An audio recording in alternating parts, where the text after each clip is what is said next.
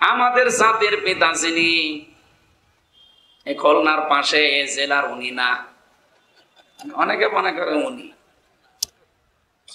বাঙালি জাতির পিতা, এটাও মিথ্যা কথা। কি কথা বলেন? এমনকি বঙ্গবন্ধু এই নামটাও মিথ্যা।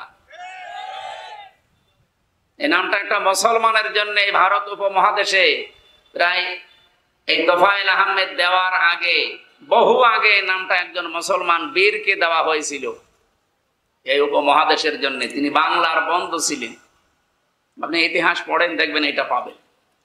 পরবর্তীতে এটা চুরি করে এই তোফায়েল আহমেদ নামে একটা লোক, আমি নাম নিতেও ঘৃণা লাগে শয়তান, কারণ দোসর ছিল জালেমদের। তারা জ্ঞানী ছিল কিন্তু জ্ঞান অনুযায়ী আমল করে নাই। এই জন্য জ্ঞানের ওপরে যাদের কাজ কারবার হয় না তাদেরকে আল্লাহ ঘৃণিত বানিয়ে দেয় সৃষ্টি জগতের কাছে। তাকে আমি সরাসরি দেখেছি কিনা আমি জানি না, কিন্তু নামটা শুনলে, নামটা তো ভালো নাম, কিন্তু নামটা শুনলেই ঘৃণা তৈরি হয়। কেন? কারণ তাকে ঘৃণিত বানিয়ে দিয়েছে আল্লাহ নিজে। তাদের জ্ঞানের ওপরে কোনো কাজ ছিল না। যদি জ্ঞান অনুযায়ী, বিবেক অনুযায়ী কাজ করতো, এই জালেমা মহিলাকে 15 বছর সাপোর্ট করতো না।